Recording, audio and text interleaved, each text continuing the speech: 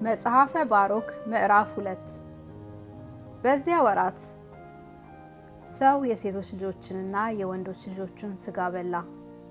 እግዚአብሔርም በዙሪያችን ወዳሉ አሕዛብ በተነን። ለእግዚአብሔር አልተገዛንም፣ ልቦናችንንም ክፋት አልተውንም።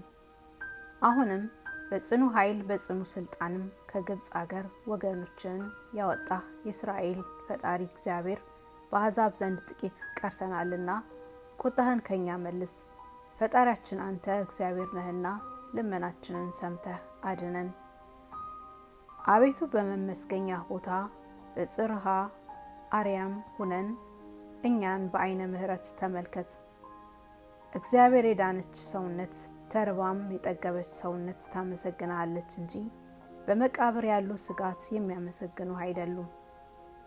እግዚአብሔር እንዲህ አለ፣ የምነግራችሁን በጆሮአችሁ ሰምታችሁ ለባቢሎን ንጉሥ ተገዙ። ለአባቶቻችሁ በሰጠኋቸው አገር ትኖራላችሁ። የእግዚአብሔርን ቃል ስትሰሙ ለባቢሎን ንጉሥ ባትገዙ ግን ከይሁዳ አገሮች ከኢየሩሳሌም አደባባይ የፍጹም ተድላ ደስታ ቃል፣ የሴት ሙሽራን የወንድ ሙሽራ ቃል ይጠፋል። አገሩም ሁሉ ምድረ በዳ ይሆናል አልኸን። ቃልህን አልሰማንም፣ ለባቢሎን ንጉሥ አልተገዛንም። የነገሥታቱን አጥንቶች የአባቶቻችንንም አጥንቶች ከቦታቸው ያወጣሉ ብለህ በአገልጋዮችህ በነቢያት ቃል የተናገርኸው ደረሰብን አሉ። እነሆ በቀን ሐሩር በሌሊትም ቁር ጣሏቸው። ተማርከን ሄድን፣ በጦርና በቀጠና ክፉ አሟሟት ሞትን። እነዚያ ወገኖች ክሳደ ልቦናቸውን ያጸኑ ናቸውና እንዳይሰሙኝ አወቅኋቸው። ፈጣሪያቸው እግዚአብሔር እንደሆነ ያውቃሉ። የሚያውቁበት ልቦናን የሚሰሙበት ጆሮን እሰጣቸዋለሁ። ባስማረኳቸው አገር ያመሰግኑኛል፣ ስሜንም ያስባሉ፣ ክፉ ስራቸውንም ይተዋሉ።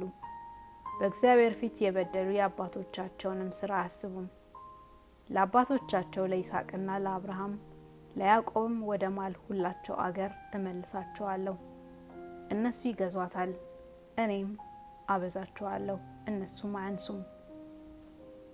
ፈጣሪያቸው እሆናቸው ዘንድ ለዘላለም ስርዓትን እሰራላቸዋለሁ፣ እነሱም ወገኖቼ ይሆኑኛል።